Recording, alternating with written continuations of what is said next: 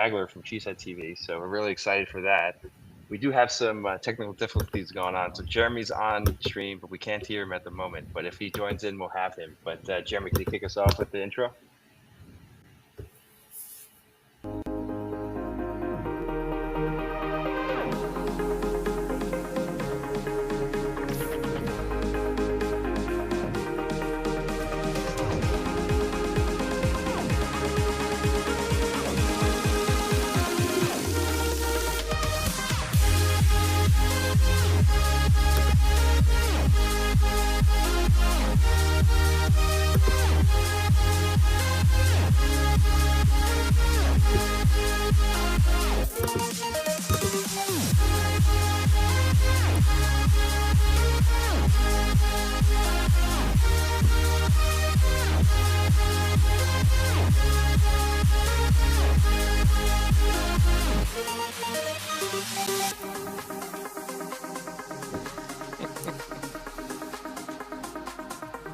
This is Tom Grossi, and you're watching the PackReacts podcast.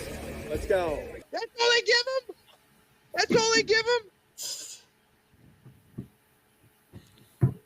That video's awesome. Welcome everyone to PackReacts. I'm your co-host Mike, and we have our other co-host Jeremy here. And today we have two special guests. We have a co-host John joining from Pack and Beanstalk. You all know John, and of course you all know Aaron Nagler from Cheesehead TV. So thank you for joining, Aaron. Absolutely. Thanks so much for having me. Yeah, we're happy to have you. Obviously, it's an exciting time of the Packers season, so we're excited to get your thoughts on kind of where the Packers are at in the season.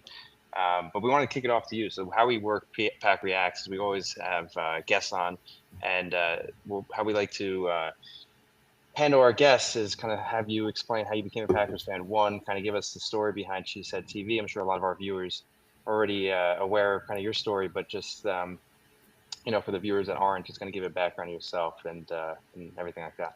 Yeah, sure.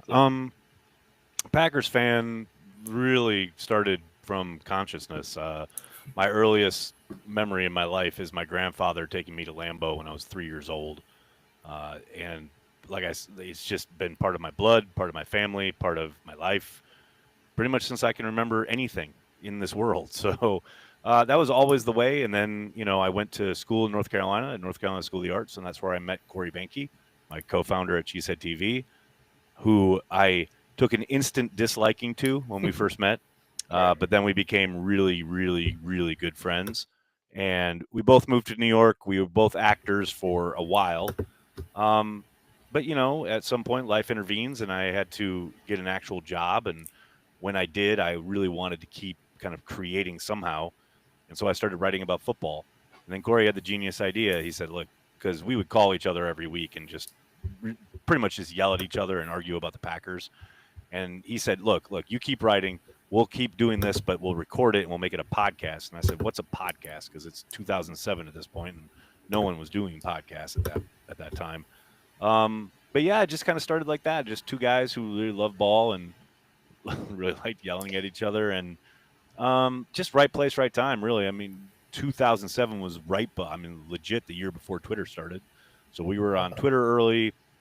We're in that space really quickly and kind of just grew from there. And when we first started out, we heard a lot from people kind of all across the globe, mostly service members who, really liked the fact that there was a space online that wasn't just reprinting articles, which was essentially all like the Milwaukee Journal Sentinel and the Green Bay Press Gazette were doing, which was fine. It was good work, obviously, but it wasn't like a forum for fans to talk about how they feel about the team and talk about the news of the day or whatever.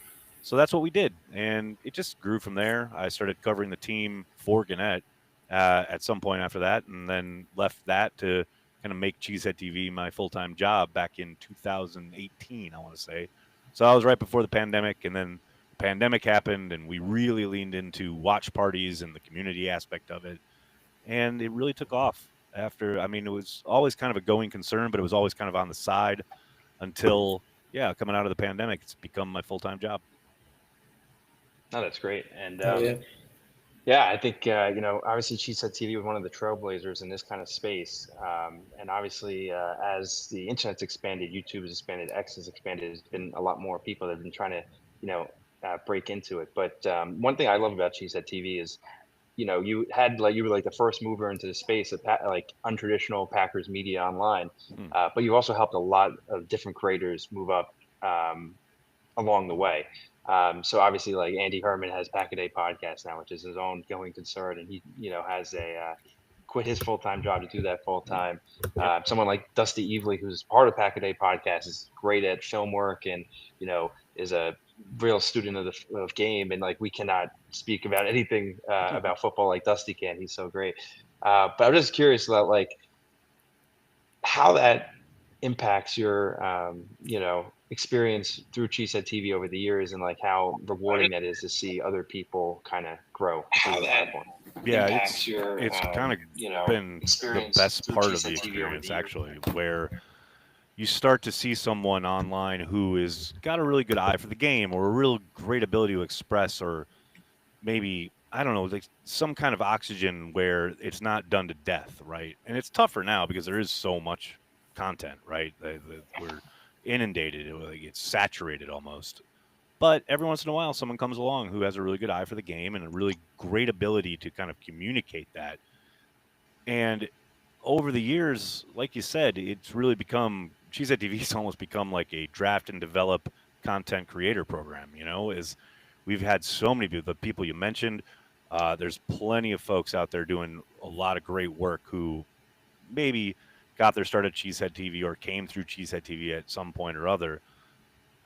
I love that idea that so many people have so many things to express about the team, Right. and just because, like, okay, maybe you didn't go to journalism school or you didn't go to college for it or whatever, that doesn't mean you can't find your voice in a way of expressing whatever it is you're seeing. It doesn't necessarily have to be film breakdown stuff, though that is great, but it might just be what fandom means to you. It might be what the team means to you, what it means to you and your family, or something, more personal.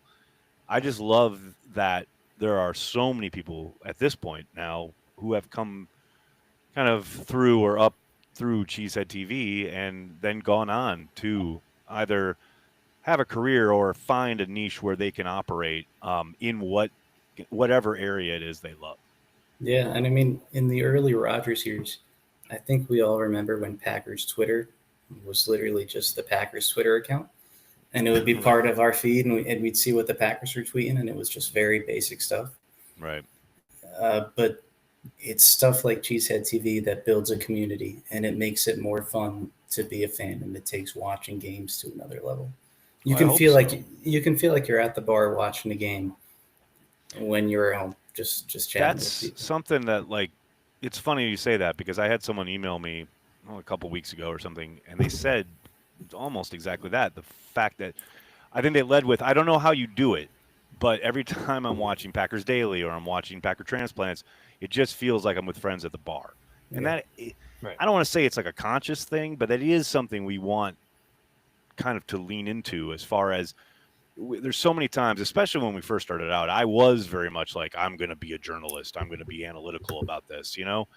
But as you kind of watch people kind of get into the game or get into the team, man, the vast majority of people don't want homework. They don't want to be told, No. like, you're at the game with your buddy and they throw for a big touchdown.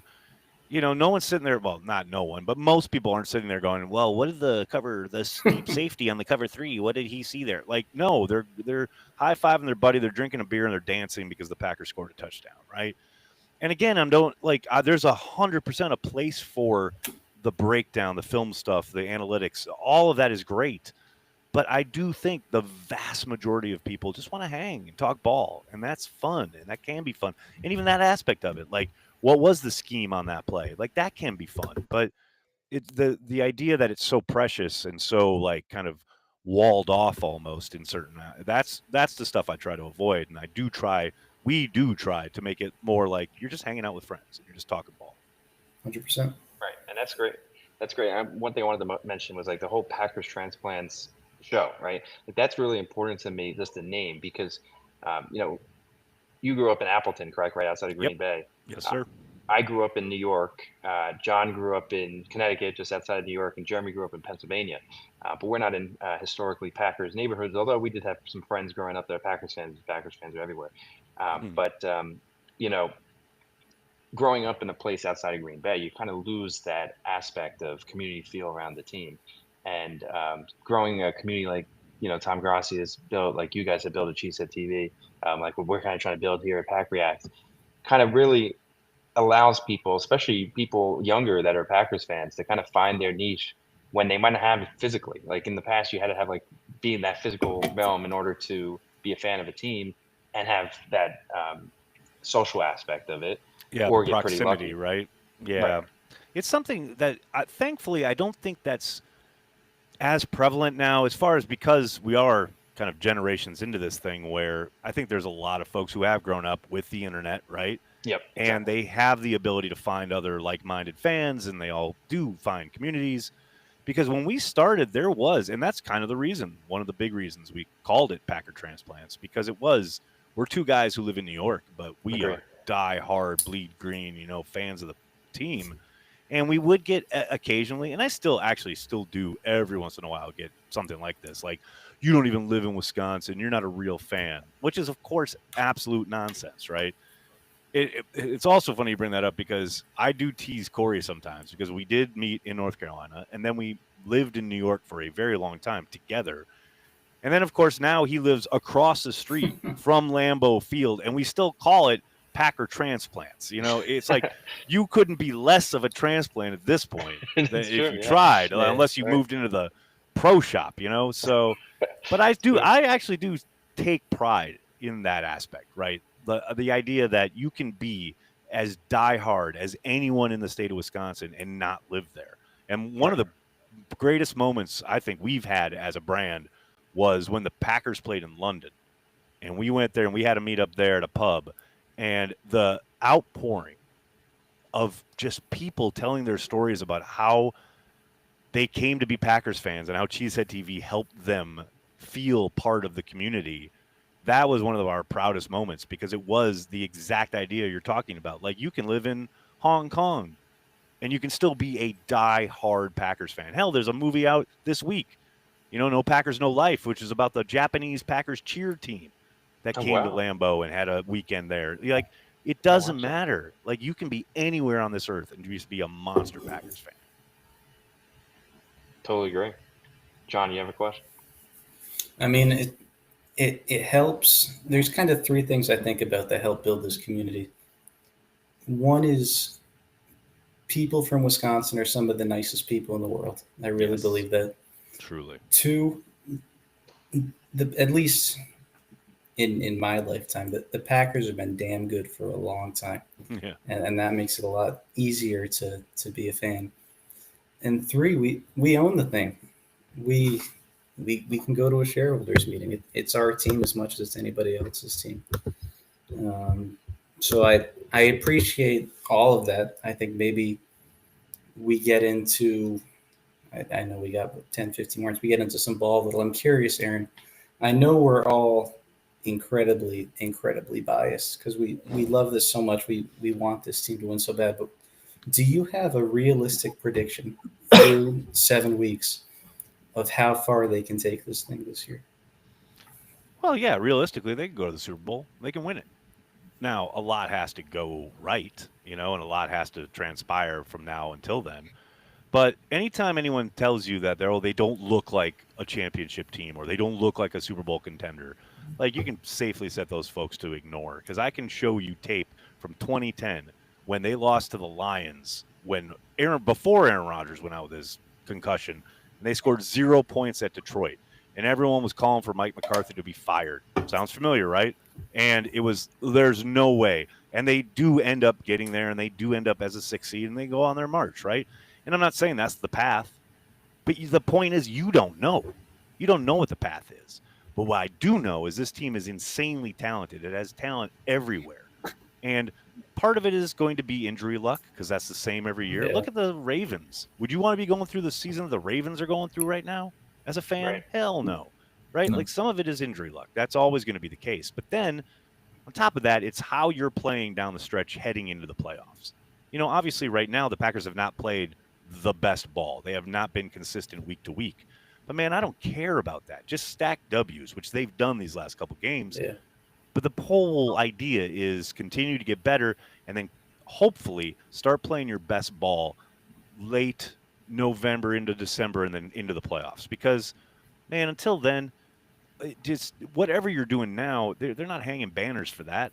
You know, they just it doesn't right now. The style, the eye test, all of that means absolutely nothing. So yeah, can they go to the Super Bowl? Absolutely, 1,000,000,000%, no question about it. Absolutely. Jeremy, I think you're back. Yeah, they go Hey, back there we there. go. Yeah. Finally. So now now I have a question for Nagler. So I wanted to. This is something my dad, because my dad watches your stuff every single day, whether it's like Packers Daily, any Cheesehead. I'm so Like sorry. that was the way I was introduced. Literally, my dad would play it, and then I'm like, "Who the heck is talking?" And then like I grew into it. Now I'm watching you every day. Right, so right. I appreciate that. yeah, It's a good thing especially you're for COVID, I camera work. watched lots. But I did want to share with you that my dad. Oh, hell yeah! There we go. There we go. There we go. That's what I like My- to see. My dad got that for me. Unfortunately, did not fit my phone, but I still kept it as a collectible, so it was worth it for that. Put it on the wall. Perfect. Love it. Exactly. And then the other thing I want to show, because I know you love the 80s Packers, the greatest Packers football of Hell all yeah. time. What's up? This was a ticket my dad got, and it was to the Monday Night Football The game. Monday Night Shootout. Awesome. That is dope, man. But my dad, unfortunately, could not go to that game. He had something come up, so he missed out on that. But he got to go to the Super Bowl with Favre in '96, though. He got to in go New out to Orleans. that. That's awesome. So, yeah, Yeah, you saw he- the best game. That's great. That's dope as He's hell. been a season ticket holder since like I think mid '90s. So we wow. go out to so we've gone out to a game. We just went to the Packers Bengals game, and we're going out to the Eagles one in a couple weeks. So he got in right when they were on the upswing. That's a Yeah. good time, man. That was a perfect It's a timing. great on your dad's investment. part. That's perfect. Love it. Didn't have Yeah. to sit through the 70s and 80s. Just got in the 70s and watched it take off. That's great. Exactly. You might remember the one player. I think it was I forget what his first name was. Jefferson, the wide receiver for the Packers. He got JJ. Yeah, Yeah. hell yeah. He got for I think it was 2 Christmases ago. He got a mini helmet signed by him. And that was his favorite Packer growing up. I love JJ. I do remember when they traded for him. We all thought. I remember I was a kid, but I thought they were going to the Super Bowl. Like, here we go. They got Lofton. They got Jefferson. Like, it's on. And they scored a bunch of points, but couldn't stop anybody. Story of our lives in the 80s. There we go. I did want to get one fun question for you next, because this has been on my topic with you forever with Tom Grassi. When are we getting a Madden rematch? Because I've been waiting for that forever. I saw some tweets today. I was going to say, I don't know if you saw my tweet, but I I finally got my PlayStation 5 and downloaded Madden just before we came on here. So I got to get up to speed on the PlayStation controls. Okay. But once that happens, yeah, it'll happen, because, Tom's been ducking me for years, ever since he came into the studio and I had to whoop up on him. He's been ducking me. So I figured, finally I'll go meet him on his home turf. I'll get the PlayStation, and then I'll whoop him up on there. There we go. Nice. There we go. You have another question, Jeremy, since you joined late? Yeah. So we've talked about, me and Mike have talked about this with Paul Farrington, but how were you able to get on Radio Row and able to be part of that for Super Bowl weekend? Because I actually got to go down this past Super Bowl and go work game day for the Super Bowl. Oh, nice. That's cool as hell. Yeah. The NFL's been really good to Cheesehead TV throughout, basically since we started. Funnily enough, they credentialed us before the Packers ever did. They credentialed me for the Combine back in, I want to say 2008. I think it was my first year going. And that was just because of Twitter, because I met people online. And I think it was Greg Bedard and a couple other folks who, because I had applied and I got kind of rejected. And then they reached out to the league office. Were like, no, this kid kind of knows what he's talking about. So that's when that started. And that's literally been going on since 2008, like I said. And so I just applied for credentials, and that was Cheesehead TV at its own table there at the Super Bowl on Media Row, which was, I will admit, was a bit wild. It was kind of crazy because Corey and I have been planning to go to a Super Bowl forever, for 10 years, right? With Rodgers, whenever they break through, whenever they go, we're gonna go. 2014 obviously was as close as we ever got, and we were on the phone for booking plane tickets and hotels. And then everything transpired in Seattle, and that was the end of that. But so every year we would apply and we'd get credentialed, but we would never go because the Packers weren't there. So finally this last year I was like, because I also saw tons of other content creators there, and I'm like, this is ridiculous. It's like a content creator convention. It's stupid that we're not there. So this year I told Corey, I'm like, we're going no matter what. Last year I said, we're going no matter what. And that's what happened. Awesome. That's awesome to hear. It's great. I was curious to hear more about how you became credentialed with the Packers. And also, in addition to that, since you are a transplant and live in New York, obviously during the pandemic, one of the byproducts of that was a positive. We were able to get on the Matt LaFleur and player Zoom calls. So curious if you would like to have that back. I feel like that's one thing they lost is people joining on Zoom. That's nice of you to say. You're not the only person who said it. I know the Packers are happy not to have it. I think for them it's just more work, Although, and also, it's much better if you are able to be in a room with someone and ask them questions and talk to them in person. It's exponentially better. So I know most of the folks on the beat don't want Zoom to be anything. Well, it's weird, though, because there are still lots of teams that do hold their availabilities via Zoom. Like I know the Pats have done it. The Eagles have done it. I think the Bears still do it sometimes. But it's like I would love to be able to do that, but I understand why the Packers don't.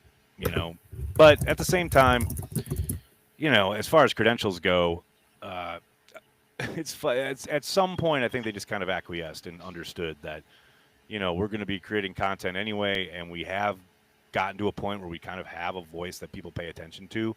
So it probably on their end felt a little ridiculous to kind of keep stonewalling us. So it just kind of happened organically. Awesome. And I saw there was a Zoom with Rodgers today. There was. Sadly, I did not get to ask a question, but he only had like 10 minutes, and there were like 100 people there. So I wasn't surprised at that. But it was great to hear him talk about some of the old school. He was talking about like coming back on plane rides, like back when he was still just as like had become a starter. So, the stories about guys on the plane throwing stuff at each other, and Larry McCarron getting kind of friendly fire from that. And just, it was great to hear him opine about Green Bay and about his time there. And look, the line that I think really stuck with most people was like, my football life started in Green Bay, and it will end there, because obviously he'll go into the Packers Hall of Fame. He'll go into the Pro Football Hall of Fame. His name will go up on the facade. His number will be retired. Like, that's all coming down the pipe. So, it's just, and it's also good to hear from him in a really kind of relaxed, non-confrontational way, which I think most people will remember when he was on his way out the door. That wasn't the tenor, and on the McAfee appearances and things of that nature. Yeah. It was just really nice to hear a much more relaxed kind of, I'm not going to say jovial, but a much more appreciative kind of pleasant tone. Yeah. He's a grateful dude, and he knows big time. He doesn't have a ton of, he's still playing at an unbelievable level. I think this year, he's exceeded any expectation. How dumb do the Jets look? Yeah. How dumb do the Jets look? This guy can still sling it. And you saw it at the end of last year. Like, he was surrounding into form last year, coming out of a freaking Achilles injury at 40 years old or whatever. Like, and now he goes to the Steelers and he's balling out, and they're in first place, and the Jets are still the Jets, as they always will be. It's hilarious. I have one last question real quick, because I wanted Nags. I know he was. Oh no. Very insecure on the substitute there it is. teacher. Oh, wait a sec. Say it again. You froze, buddy. Say it one more time. Oh, what are your thoughts on the substitute teacher as our new kicker who could be traded? And if we remember Key and Peel, the show where the substitute teacher comes in, he would say, "AA Ron is in the session here." You done messed up, AA Ron. I don't know, man. I tell you what, the longer this goes, the more I think they, try to keep him around. And I know there's a possibility they trade him. There's a possibility they cut him. But, man, you can't deny what he's done since he's been called upon. And the fact that he's not only been perfect, but hit a franchise record-long field goal, it's pretty impressive. So, the league is littered with mistakes at this position, and you don't have to look much further than what the Packers went through after they moved on from Mason Crosby. I think it's a pretty easy decision if you're the Packers to just keep him on the roster, even if McManus does come back and is fine and starts kicking again.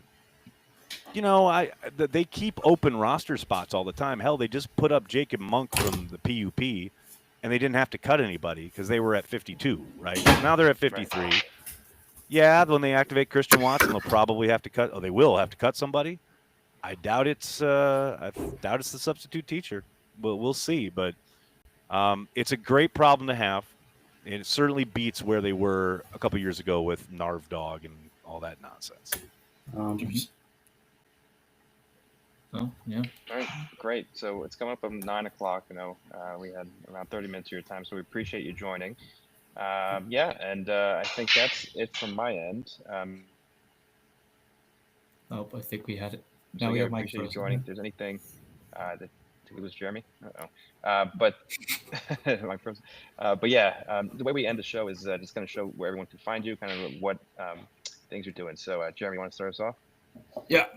So where you can find me, of course, on the YouTube channel, and you can find me with looking at the GOAT series, folks, of what I've been doing. And Nags, I know he would love to hear this one where I go through every GOAT of like who's the best in each position, who's the best in each franchise, and more importantly, for the folks that really don't know football, who are the greatest players in each decade. So going from the 2020s right now all the way back to the pioneer days of the 1920s to show what the true football is, because a lot of people will say that before the Super Bowl, like those Packer championships don't count. But my saying is the NFL wouldn't be here without those championships. 100% correct.